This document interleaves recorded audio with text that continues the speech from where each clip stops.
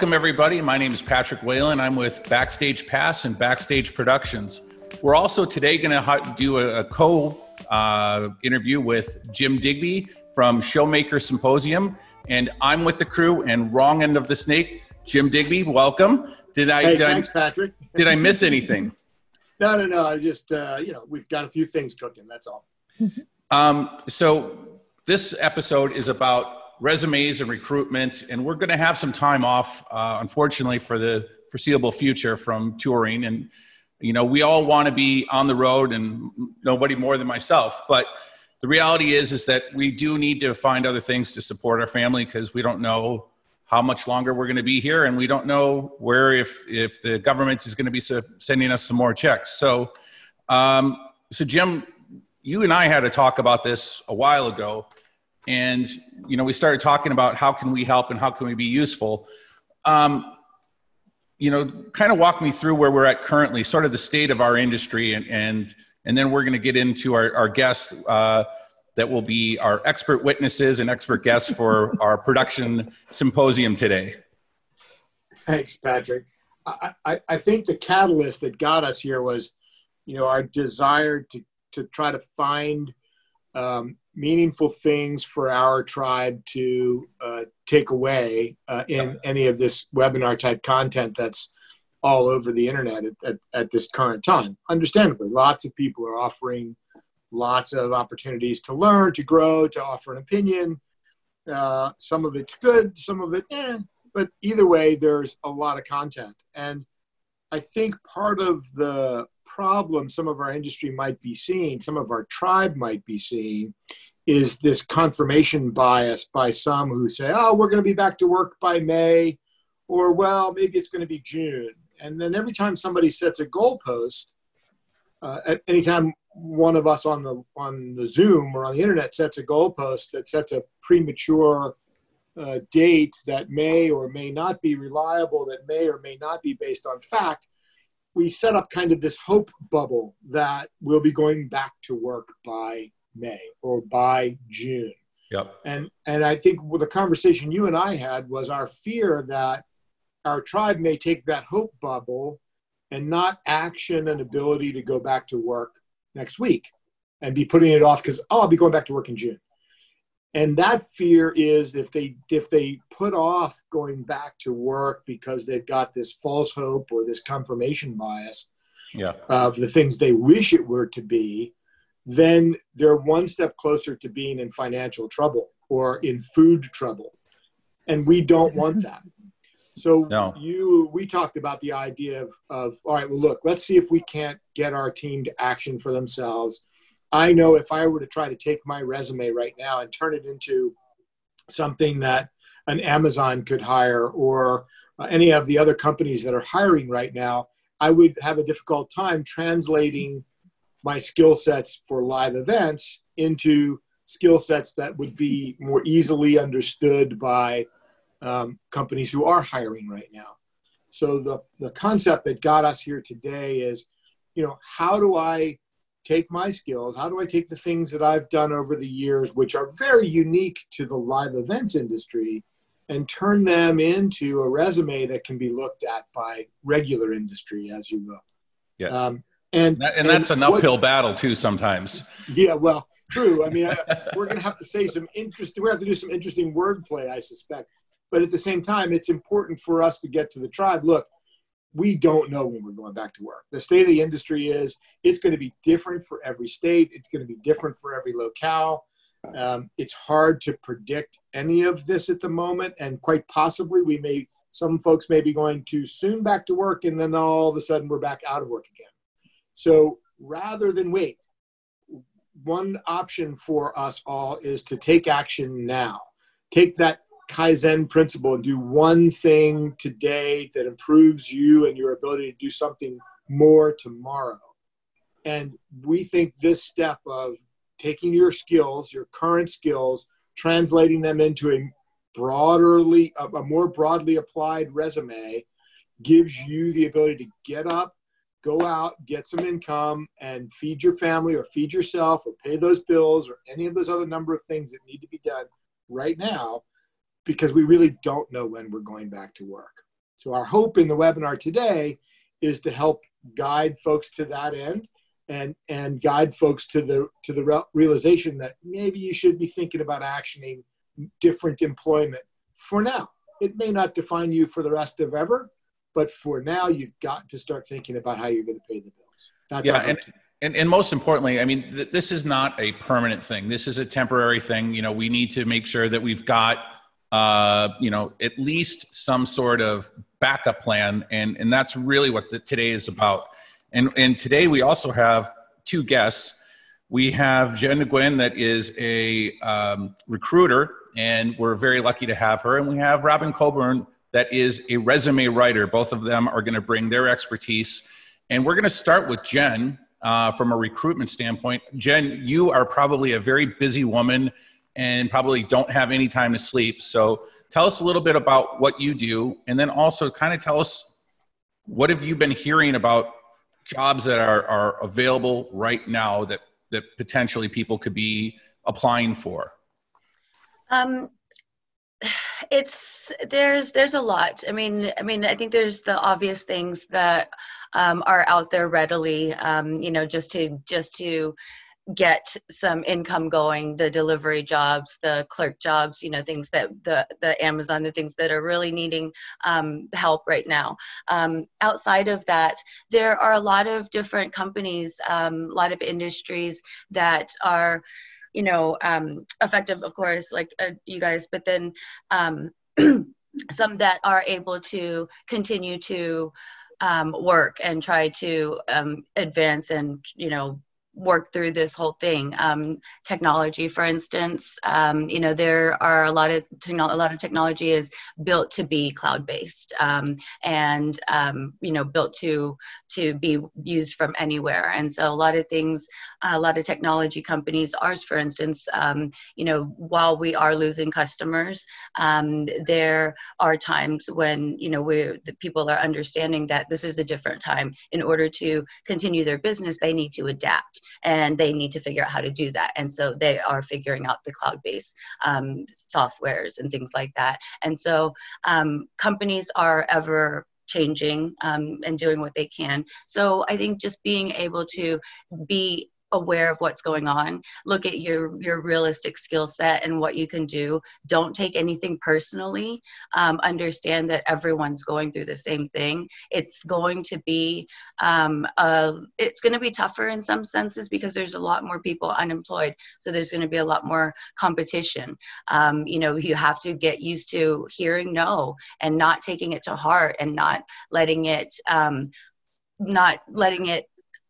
get you down or affect you in that way.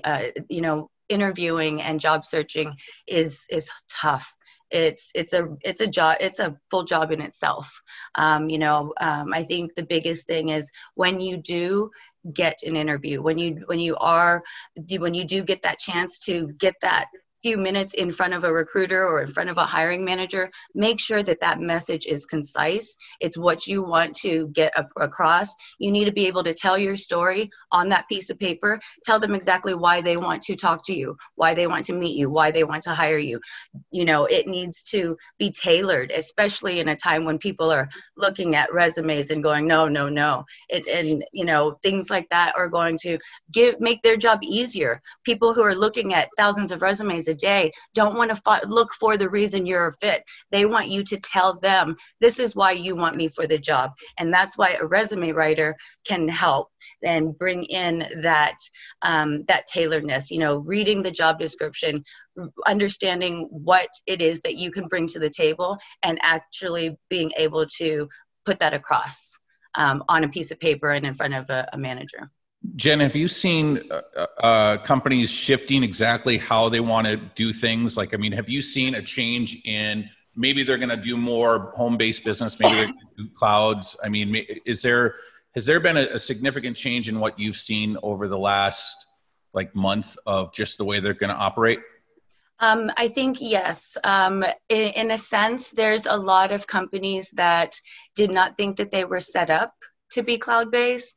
You know, a lot of companies didn't think, oh, we can't work remote. There's no way. When we were forced to, everybody figured it out, and we were able to get it going. So I think that can affect the future in the sense that that they're going to understand that not every employee needs to be on site. There are a lot of things that can be done remotely. So that can bring a little bit more flexibility to, you know, job openings, locations, things like that. I'm hoping it will go that way.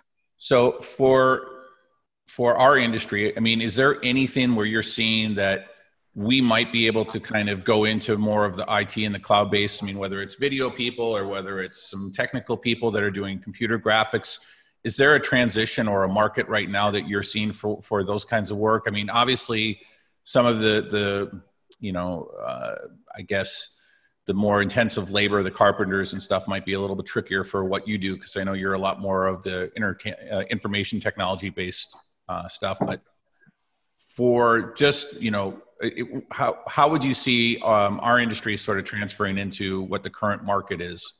I think that that is kind of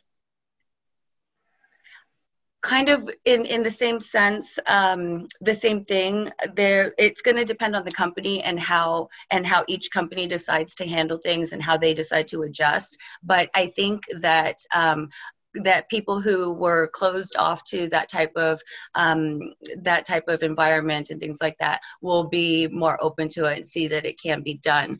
And so I think that, you know, type of remote work editors, you know, anything to do with that type of thing, it's going to be a little bit less requirements of, you know, you needing to do this, be here. You know, we can do things virtually.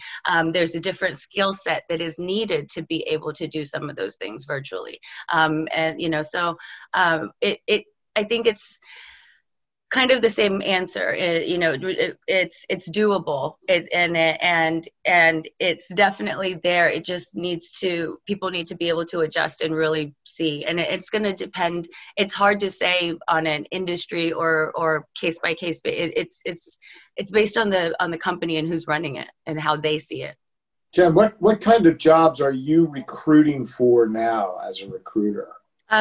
In my full-time job, I am head of talent for a software company named Convoso. We do software for call centers, sales organizations. We convert leads faster. It uses AI, things like that. So most of my roles are internal. However, I also work with other companies. And so majority of my roles are software related, IT related, technology related. But within those companies, there's all different types of things.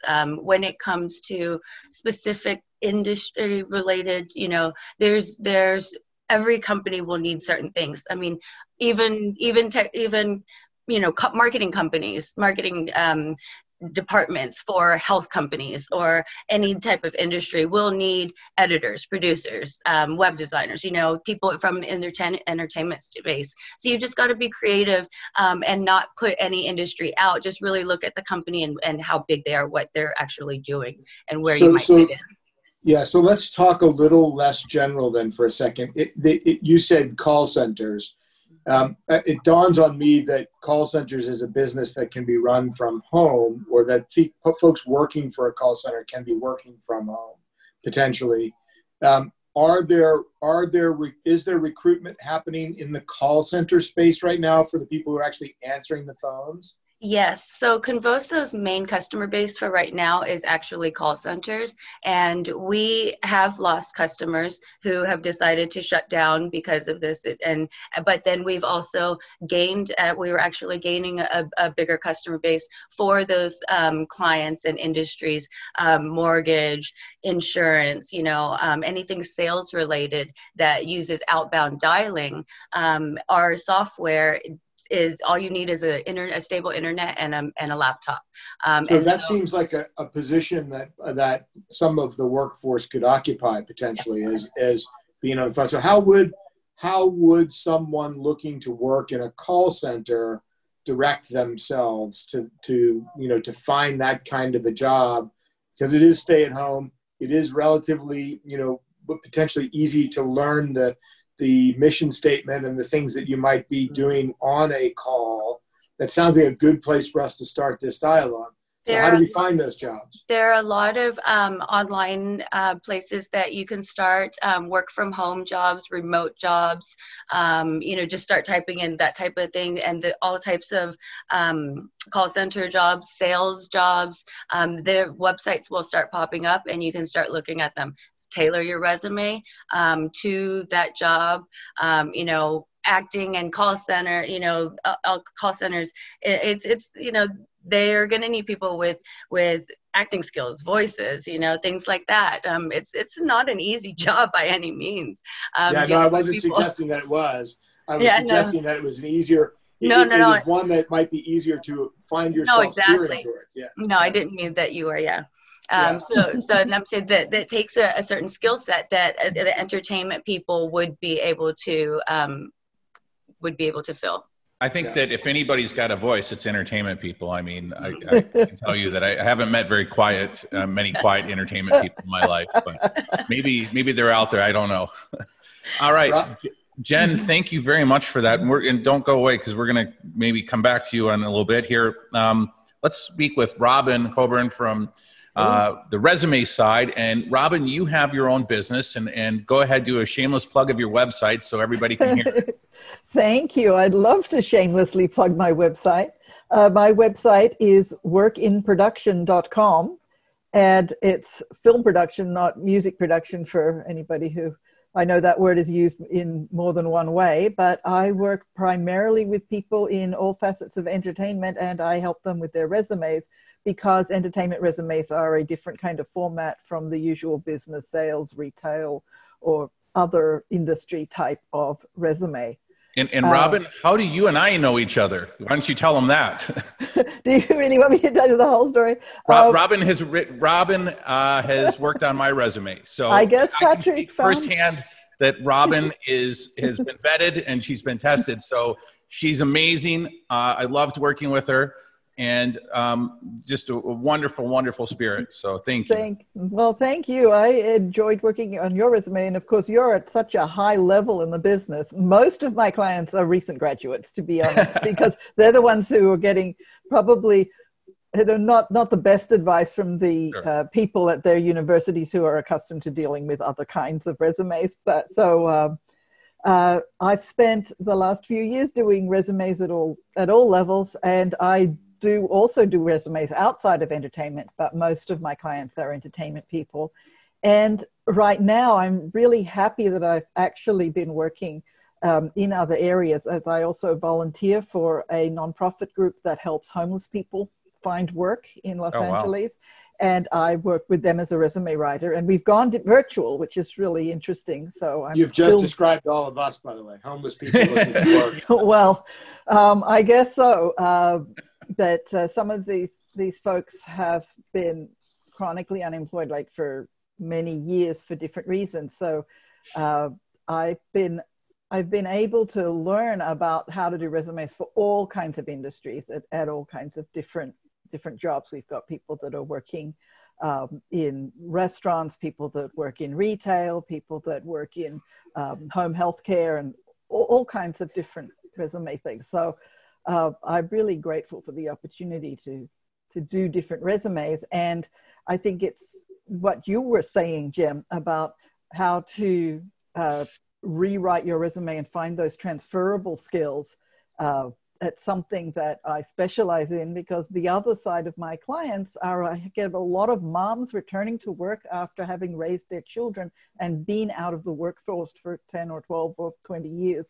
Yeah. So that it's, for some reason, I just have a lot of those clients. So it's transferable skills, and also understanding the contemporary style of resume versus the old-fashioned style of resume. What's new, applicant tracking. This brings me into my very first subject with you, Robyn, which is the resumes nowadays. They're all done through sort of algorithms. I mean, there's a system that the computers, that when resumes are submitted, go through and they look for, and if you don't have it formatted correctly, it kicks it out. What are the three main things of a resume that you absolutely would tell anybody those are the three things you've got to put in, and this is the order, or is it sort of changing week to week? Well, I'm glad you're asking about that. You're talking about applicant tracking systems, and Right. something that Jenn said was that talking about people looking at thousands of resumes, and it made me wonder whether she actually, whether her company uses one of the applicant tracking systems or not.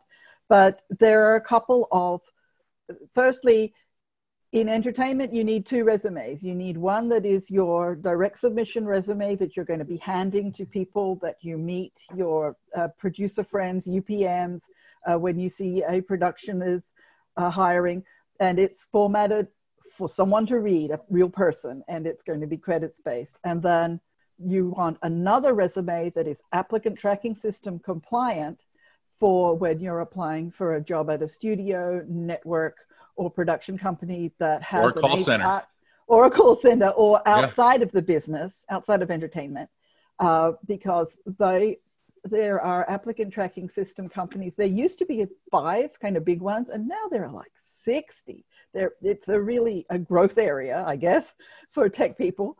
But they are intentionally marketing their services to smaller and smaller and smaller companies. So if you you do yourself a favor by having a general resume that is applicant tracking system compliant.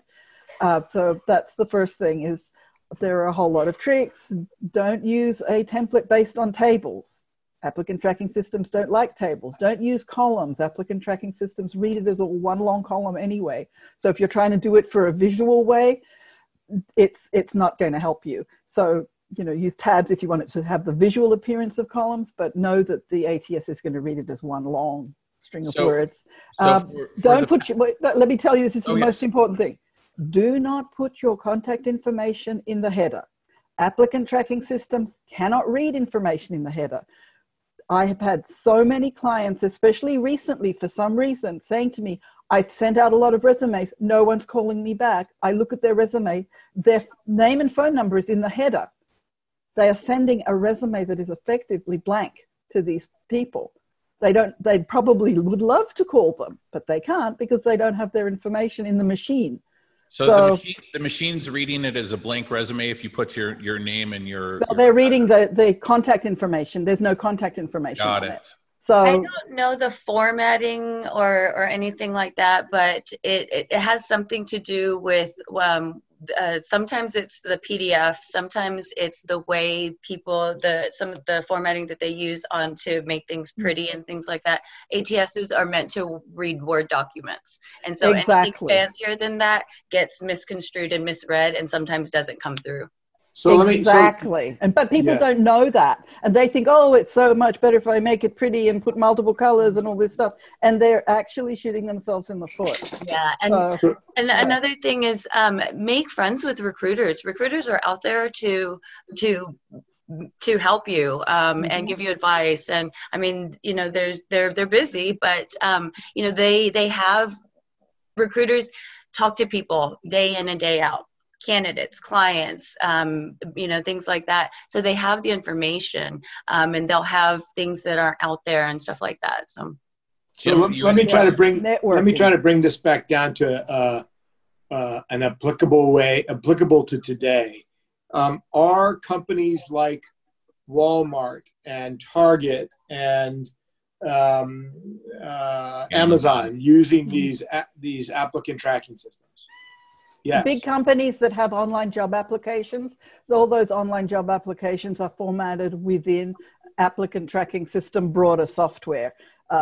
And you'll find that they have a lot of questions that they have to answer, and some of those are personality questions, and there's a name that's gone out of my head for the, Jen, maybe you know it, for the kind of test that it is that tests kind of personality questions and ethics and personal questions. They have different ones. There's a DISC assessment. There's like the Tony Robbins, different things like that. Do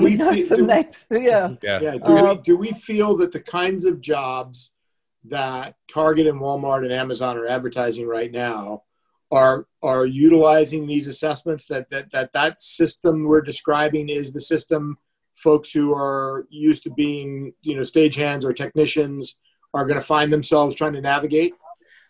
I It looks like Jen wants to say something. I think your best bet on this whole thing is just keep your resume in Word document. That's going to be the easiest thing. Don't try to make it fancy. Have the information be precise. Don't worry about what it looks like. Keep it in a Word document. Make sure it can be transferred in. So let's get into the weeds then. I'm a technician for a band, and I have a great ability to work 16 hours a day, and I never say never. And I've got technical skills, and I know that I can go to Amazon and do some of the jobs that Amazon is advertising. Mm-hmm. How do I take my technical skills as a technician with a band and turn that into a resume to go work at Amazon? You send me a copy of your resume and a link to the job, and I count the keywords and do a full job analysis so that I know exactly what they are really looking for, the specific keywords that illustrate their most important needs. And then I tailor your resume and I call it whatever the job title is. And the first thing is it starts with analyzing the job listing so that you know really what they're looking for. Can I just throw out there that I had a client, that one of my clients the other day, who is about to start with Instacart, and they did not want a resume from her. She's just going to start doing Instacart delivery. There you go. So, I mean, and that might be the case with a lot of the delivery services and things, where, Grubhub and some of the DoorDash and those kind of things. But, for the technical side of it, we may need to do a little bit more of the standard resume. But I think I think the biggest misconception is that the name always goes up at the top with your address, and people do try and pretty it up. I think having a good chronological order of your work history is important from, even people that have sent me resumes over the years. I think that's the start, and that turns it into a discussion at least. And at least you can get through the machines, or the automated systems, so that you can have the discussions with the Amazons, the Targets, the Walmarts, the Costcos. A lot of those retail, sorry, no, I interrupt you. I apologize. Please. A lot of those retail and warehouse type jobs do have an online job application where they will say you can upload your resume, and then the system, hopefully, if it's good, will suck the content out and put it into their form. And my advice for people filling out online job applications like that is to absolutely, definitely go through manually and make sure that first it downloaded it properly, it captured all of the information correctly and put it in the correct sections from whatever your Word document. And sometimes they'll even say you can upload a PDF, but once it's in the system, even if it is grabbing it, go through manually, make sure it's filled every box out, and see if you want to add more information based on what the job listing is. Sometimes they won't want a cover letter, but there'll be a comments box, and that is where you can put your, perhaps pay attention to brevity, your brief cover letter into that comments box to talk of some of the things that Jen was mentioning earlier, saying why specifically you are a good fit for that job. And that phrase, a good fit, is a good one to use. So if somebody wanted you to write a resume, how long would it take for them from the time that they found a job listing, sent it to you, to turning around a resume? How long would that take, do you think? Well, assuming that I can immediately start on it because I don't have 5 other resumes I'm already writing, I can usually do a resume turnaround within, oh gosh, I'm going to make an official statement here. I can do it within 2 days or less. I won't promise less than 2 days, but I'll try and deliver less than 2 days. Because sometimes we're not the best at writing. We're good at hard work. We're good at putting a lot of technical things together and solving a lot of problems under a lot of pressure. But writing resumes I know it definitely is not my number one skill. So I think, I probably speak for the majority of those. Doing it. I just love writing resumes. I love it. It's so cool. Who knew that I had this thing that I would enjoy so much, but I really, really do enjoy it. You found your passion. Weirdly, yes. And I used to be a production designer in the film industry. I don't know how this happened, but in turn, I'm trying to really adapt a resume that's from another industry, that usually takes a little longer. But if I have the job listing, that makes it so much easier, because the main thing is to customize your resume. And that's another one of those basic ideas. You've got to be ready. As Jenn said, you've got to be ready to customize your resume and your cover letter to every job application. Now, sometimes it's just a couple of words that you're changing. You're not changing the entire thing. But if I'll give you a really simple one. Supposing they say they want you to be proficient in Microsoft Word, whatever, and your resume says you're fluent in Microsoft Word. That is the easiest customization to make, because you've changed it from fluent to proficient. And that's that tiny detail level that I encourage people to go through with. Don't try and write a well-written, expressive English document on your resume.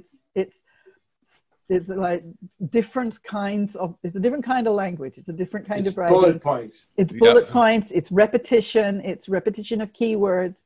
And then the other thing is, keep your heading simple. You want summary, work experience. Don't go into crazy titles like professional history, or just work experience. That's the heading. That's the heading the ATS is looking for, and it's also very clear. ATS are essentially stupid. They don't understand synonyms. That's why you need to pull the keywords from the job listing. Got it. And not try and be clever with different synonyms. I have a question for Jenn, and then I'm going to go to Robyn. For Jenn, what's the biggest resume mistake or error that you've seen ever come across, or that you would just kind of have shaken your head? And then I'm going to ask the same question to Robyn. For me, it's not as much about the format. It's about the content. I read the resumes, to make sure that it fits. Just the tailorization. You can tell if this is a stock resume that they have sent to 20 different jobs, and then once you get on the phone, actually knowing who you're talking to. Sorry, that went off your question, but knowing who you're talking to, having done that research to know exactly why you want to work there, why you're a fit, have good questions to ask. Don't be afraid to really dig in and ask questions. Understand that an interview isn't just for you to show them your best side so that they can hire you. It's a chance for you to get the information as to whether or not that company is really right for you, and whether you're right for them. It's more than a lot of people think. It's not just throwing out resumes and hoping someone calls you and then figuring it out from there. Got it. So I guess the easy way to answer your question is show that you were prepared, that you put something a little bit extra into it. Yeah, I think that's a great point, is being prepared. And too often I used to get resumes at different companies, and people would never ever follow up with or do the research on the company, and so they would send us as blanket resumes, and I'd ask them about the position, and they'd be like, "What position is it again?" Mm-hmm. So that does happen. Or when you say, "What do you know about our company?" You're like, "Oh, I'm sorry," and I'm like, "Why do you want to work here? You don't know anything about us or what we do." I need a job. Well, that's we all need a job. That's an important point. The macro around that point is really special, in that right now there's 30 plus million people unemployed. So there's a lot of competition. Mm-hmm. So to every little bit that you do to distinguish yourself from the competition and honor the company you're applying for, even in the stock jobs, that's going to set you apart from the rest of the pack. So exactly. even if you think you're going for a time-filling job at Amazon stocking shelves, you still should let your personality show through, mm-hmm. and demonstrate your knowledge of Amazon, even though it's hard to find somebody who won't know anything about it. But show the company that you've honored them by doing a little homework. Exactly. Yep. Exactly. So Robyn, I'm going to switch it over to you. The biggest mistake that you commonly see when you get somebody's old resume, or when they are about to send you a resume? What is that mistake, or what is that head scratching moment where you're just like, oh my God, again? Well, actually, if I'm going to be scratching my head, what Jenn said, absolutely 100%, the one size fits all resume. I call it a kitchen sink resume. People want to put every single thing they've ever done. Of course, they're proud of their past work, and they're really trying to cram a wide variety of different job skills into a resume when the job itself is going to be very specific. I mean, sometimes people are looking for a jack of all trades. That's a time where you can spread your information, but you've got to have a customized resume. Jenn, we've been separated at birth. I tell every one of my clients that they need to be researching the company for this, and that when they're going into a job interview, that they are interviewing the company as much as the company is interviewing them. I say it every time. I'm so delighted to know that I'm right about that from a recruiter's point of view. And the other mistake is that I see a lot of are kind of old-fashioned things. We don't put objectives anymore. That's old-fashioned. You're dating yourself. Obviously, everyone's objective is to get the job. It's silly to put an objective. I see sometimes people want to put too much information that is essentially personal, their hobbies or interests on a resume. Once upon a time, that was said to be something.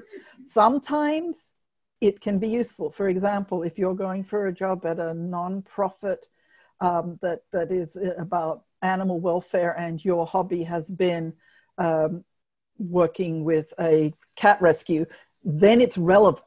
So that is the key there. Is this other information relevant to the job that you're going for? And it may not be relevant to every other industry. Unless in your research you discover that the head of the department or the head of the company is into the same thing, then you would put it on there, or you would include it in your cover letter as something. I think a good practice there is keep your LinkedIn profile up to date.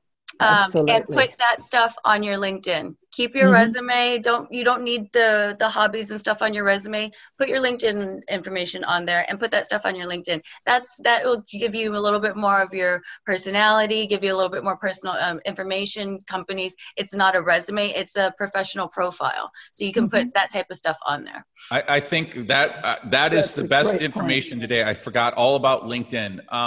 Don't forget about another LinkedIn. trick on LinkedIn is that next to where your name is, sometimes there's a number. You can customize that to your name, and that would be a very smart move. But I live on LinkedIn. I use it daily. I know Jim does too, and I know you guys do. Jenn, I see your posts all the time.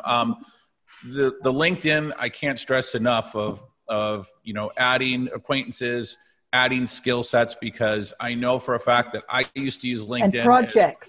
Of verifying who people were, kind of what their history was, to see if the resume matched the LinkedIn. And not that they weren't fibbing on the LinkedIn as well, but it's a really good tool, and it's something that sometimes we on the road overlook. We're busy on Instagram, we're busy on Facebook and social media, but LinkedIn is just as important, or if not more right now, than probably any of those. And recruiters live on LinkedIn. LinkedIn is mostly recruiters, unfortunately. There's a lot of us up there talking to ourselves or each other, but keep your information there, because anytime a recruiter is looking for someone, that's the first place we go. And that's somewhere where you can dump all of your information, dump everything you've ever done, everything you know into there. That is your page. Put all the information, because anything that you do, any skill you do have, they do a search for it, it will pop up. Yep. Keyword loading. Robyn, do you also work on people's LinkedIn profiles for them? I do.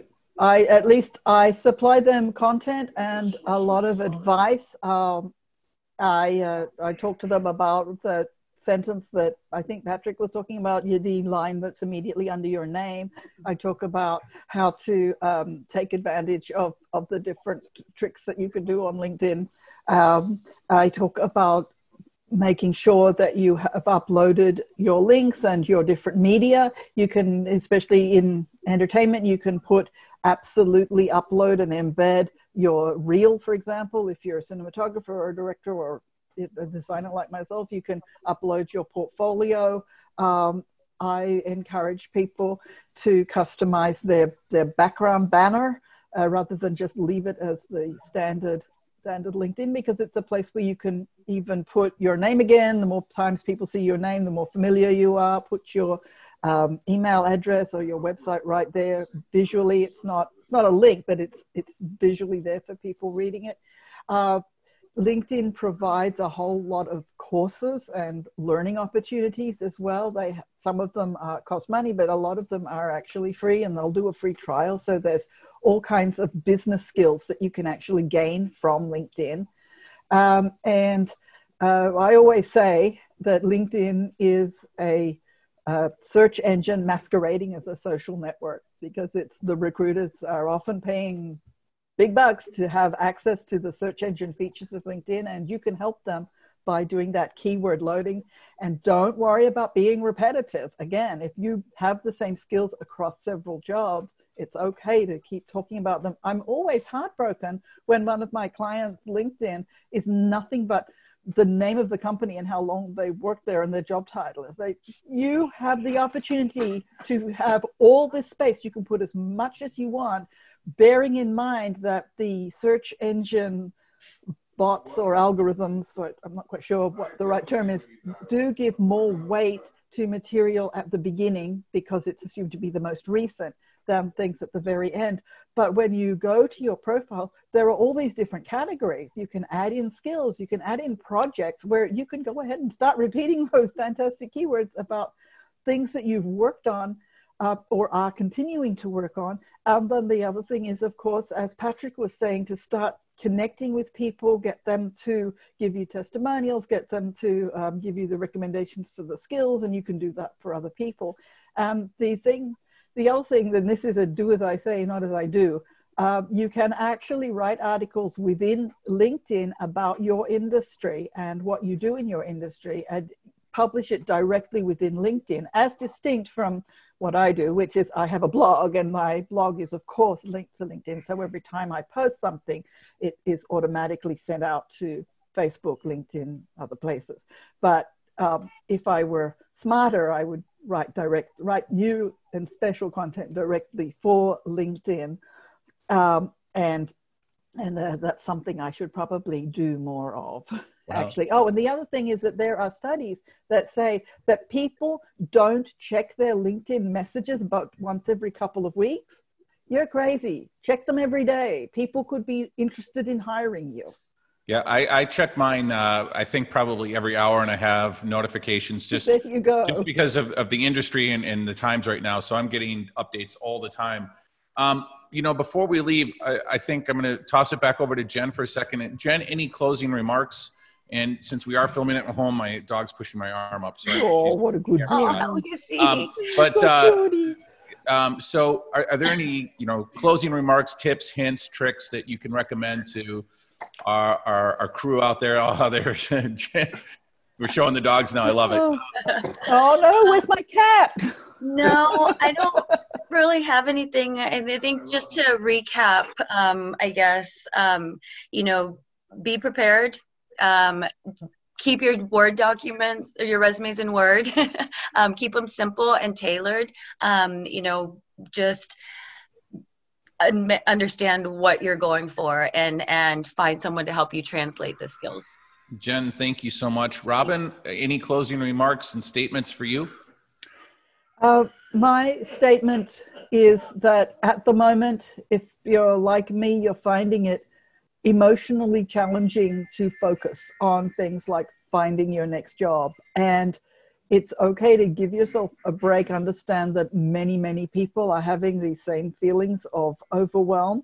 And if you can do just a little bit towards, whether it's formatting your resume, whether it's making a list of 3 or 4 jobs that you're going to apply to tomorrow morning, or whether it's updating your LinkedIn or your profile on Indeed. By the way, that's another place where you can do many of the same things as you would do on LinkedIn within the Indeed system. And this too shall pass eventually. There's been this notion, I think it's been kind of a conventional wisdom that the entertainment industry is recession proof. People look back at the Great Depression and talk about how people went to see movies, people went to see. My husband is also on a Zoom call with his students, and that if you hear his real voice, life. Yeah, we're all in our homes right now, so that's fine. What fantastic internet! I'm on Zoom, he's on Zoom. My daughter's on Zoom in her room doing classes. So what an amazing thing! We're so lucky here. So many people are actually struggling with internet access, which breaks my heart. But this too shall pass. And I think I was watching your other town hall the other day, and somebody was talking about overcrowding the fall, that concept of that suddenly there'll be too much work. I think one of the things I've been saying to my clients is, if you were hired on something and it pushed or postponed, please go ahead and keep in touch with those folks. I know it's hard to bring your mind back to a job that seemed to have disappeared, but keep in touch, check in with them, continue to work on the budget for your department, send them some visual material if you're in one of the design fields. Keep top of mind so that when they're ready to go, so will you. And the other thing is that I think we could all, maybe some people will take a leaf out of Tyler Perry's book, and he's creating a campus, a live-in campus studio. Yeah, we saw that. Which is extraordinary. That's a wonderful dream for us. Unfortunately, we have to ride on planes and buses and hotels, so that won't probably work for us. For you guys, but Robyn, thank you so much. And then Jim, you and I have had the discussions many times on many different topics over the last couple of weeks. I think I've talked to you more in the last couple of weeks than I have in 4 or 5 years. Sorry. Jim and I have actually been trading bread recipes. No, I'm kidding. But what are your closing remarks for everybody? And I know that this is probably one of the more, I guess, sobering discussions that we've had in a while of, we start talking about resumes and looking for work elsewhere. Let's at least leave on the high note of that we're all going to be back on the road. This is temporary, but we're trying to help make the process of transition as easy as possible. And we're going to give you some great resources at the end and some links to Robyn's website and to, some help for that. But I'll leave it over to you. Thanks, Robyn. Thanks, Jenn. I think it's important to note, that one of the unique traits of the entertainment industry is that many of us are emotionally connected to the work in the entertainment space. So, and we oftentimes identify ourselves as the entertainment thing that we're working on. So we don't feel whole unless we're saying, for instance, I'm Jim Digby with X band. And the reality is, as we're learning together, we have to be us first. And then the job or the thing is just that, a job or a thing. That you get to still be you, regardless of what the job is. So in this time of need and in this time of soul searching and reflection and, who am I and what are my priorities? I think priority number one is you have to survive this time. And you have to understand that while the entertainment business is great and it's fun and it is who we've been for decades and in some cases just a couple of months, it is not what makes us whole. We make ourselves whole. So if for right now what we have to do is pivot and find a job at Amazon or find a job at Walmart or find a job delivering food, whatever it needs to be, and that's what gets us through, then so be it. That's what we have to do. And the opportunity to try something different will happen when we cure this disease and when we return our state back to something closer to what it was before. I don't want to say normal, because what is normal after all? So really what I think one of the messages we wanted to try to get through today was you got to survive. And surviving may mean taking a job somewhere else for a minute. And it may mean pivoting your whole life. And you may find a better happiness somewhere else. Yeah. But what you can't do is sit back and do nothing. That probably isn't the best solution. So hopefully there's something in this today that will help you get to that job application process. I know I'm probably going to call Robyn and say, hey, let's talk about LinkedIn and those things, because it's been a long time since I've had to think about. I'd love to hear from you. Please do.